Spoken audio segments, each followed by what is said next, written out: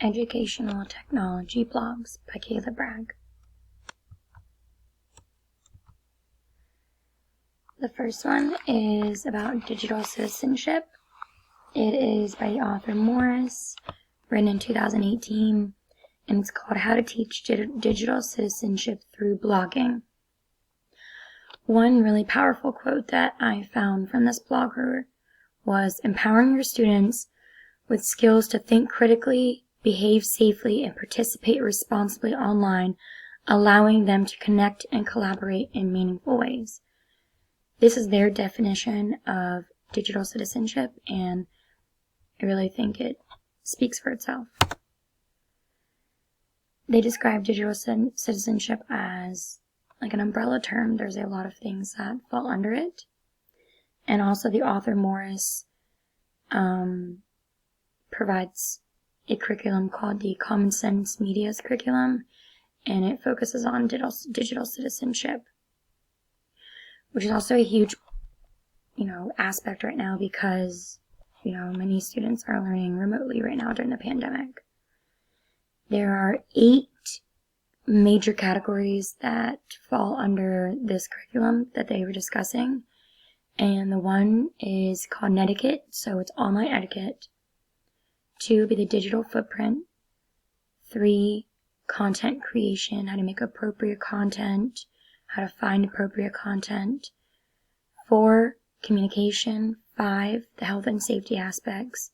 6, safe passwords. 7, having access to these digital information. And 8, why copywriting is important. And then one strategy that Morris said was have students create their own blogs, and this will teach them to learn how to be a digital citizen. And I think that's really important because it's the one thing I learned about this blog, and I know they use a curriculum, but it really pointed out that it's an ongoing lesson. It's not just something that you can just teach one day and it's a one and done. It's something that you have to teach over time and keep reminding students because it is so important. The next one is by Monica Burns, and her blog is called Class Tech Tips.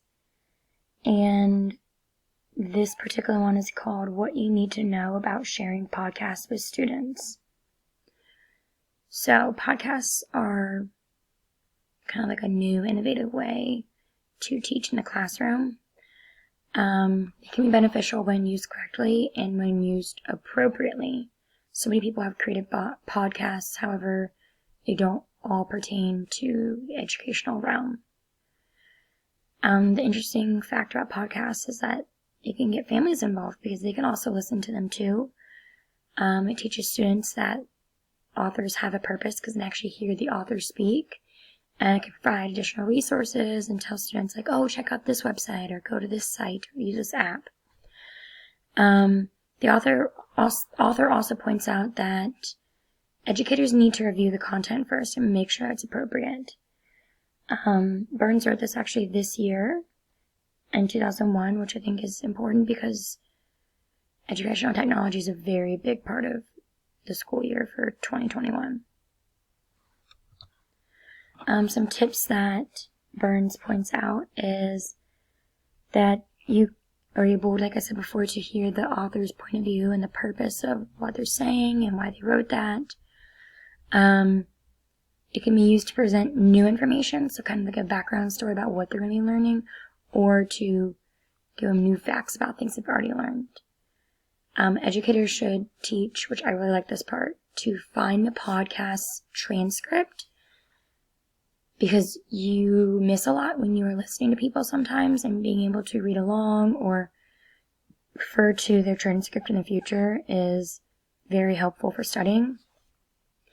And also podcasts can be very lengthy, and if you just want like a certain aspect for students, you really don't need an hour-long podcast if you only need a 5-minute portion of it. So if it's very lengthy, you should give students a timestamp so they can find that particular section of the podcast. And I like that point that Burns made about that. And then the last one is written by Lisa Nielsen, in 2020, and she is the creator of the blog called The Innovative Educator. And this blog post was about remote learning. It was called Ideas for Connecting Families Remotely, which, because remote learning is a huge part of today's world, it's important to remember that families are still involved in their child's education. And finding ways to connect to families is not easy because when it comes to remote learning, because you're not seeing those families face to face or every day, or, they're maybe less involved because their child is still doing schoolwork at home and they're usually still at work themselves. So they came up with some remote connection tips, which actually the author collaborated, Nielsen, with hundreds of other teachers to create these ideas, and I just listed just a few of them. One that I really liked was the Bitmoji, which parents and students can create their own little characters that look like them, and so when they chat online, it's like a little avatar for them. I think that's kind of cool, and it gets kids excited, and parents can, be involved with that. Another one was virtual meet and greets, so they could have like little coffee and tea socials with the parents, so that it's not as formal or feels serious, and it can also just be like a get to know me kind of thing versus their child's progression. And many times parents fear conferences with teachers because they are so scared that it's all going to be bad, and I think this is also a way to make it more family friendly and inviting to parents. You could have extracurricular activities like virtual clubs or demonstrations like cooking classes, which would also get parents involved. I know at my job I did a virtual, it's called like an icebox cake recipe, and the parents went out and they bought the items, and we actually made the recipe together, and my students were at home with their parents, and it was really cool to watch all 14 of them make these little dishes with their parents, be able to chat with the families, and the kids collaborate with each other, which is funny because they all acted like they hadn't just seen each other that morning. Another one